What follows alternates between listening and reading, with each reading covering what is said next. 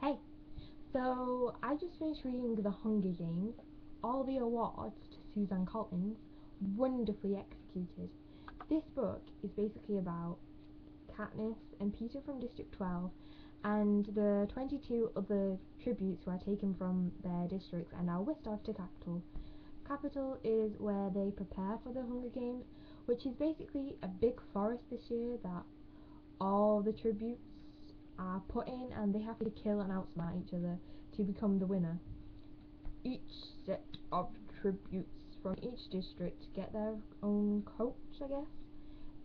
It's basically a previous winner of the Hunger Games, and Katniss and Peter get drunk, hysterical Haymitch. I love Haymitch, he's so cool. And the ever outstandingly beautiful Effie, I think she's called Effie? Can't remember. But she's awesome. um, and the first few chapters, because the Hunger Games bit where they like start to devour all the other tributes doesn't start until late on, so the first bit's kind of like a prologue of everybody, not everybody, just Katniss basically. Tiny bit of Peter though, yeah. And Peter is a baker's son.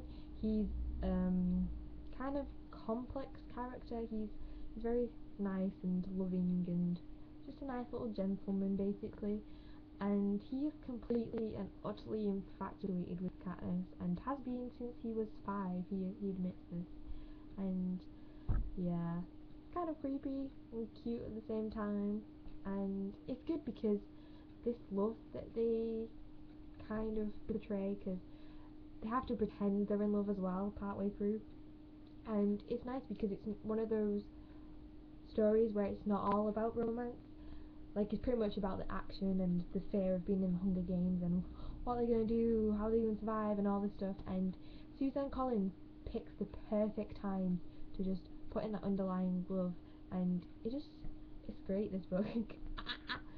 And yeah, you learn a lot about Katniss and her past and her best friend Gail, who it suggests she has feelings for, but she's 16 and she doesn't quite understand, and all these things go on. And like I said, it's more about the action, but you just suddenly sometimes get these little snippets of feelings, and it's just great. And yeah, I don't want to ruin it for anyone who hasn't yet seen the movie or read the books, but it's a really great book and I recommend it to anyone. And I didn't really like the movie before I read the book, I'm not gonna lie. I watched it and I was like, I don't see the hype. But now that I've read the book, it's awesome. I think I'll love the film more because the book is one of those books which is completely gripping all the way through.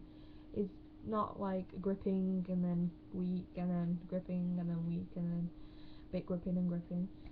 It just it's just awesome all the way through. Like, from the moment you pick it up, you feel like you're part of District 12 and you're rooting for Katniss and Peter. You almost feel like if you would be there sponsoring them as well if you could. It pulls you in. It's definitely a really good book, which is why I gave it a 3.8 out of 5. And yeah, just one flaw. No offense, Suzanne Collins. You know, not she's gonna see this video. But it would have been nice to see the other sides of the tributes, to see that they're just human as well. Because from Katniss's point of view, all the way through, they just seem like animals that just wish death upon everyone. And it would have been nice to, see that they are just human and they also fear and they also are scared, and but yeah, she's wrote it now, so it's not like I can change it. Not that I would want to actually, because it's just awesome. It really is.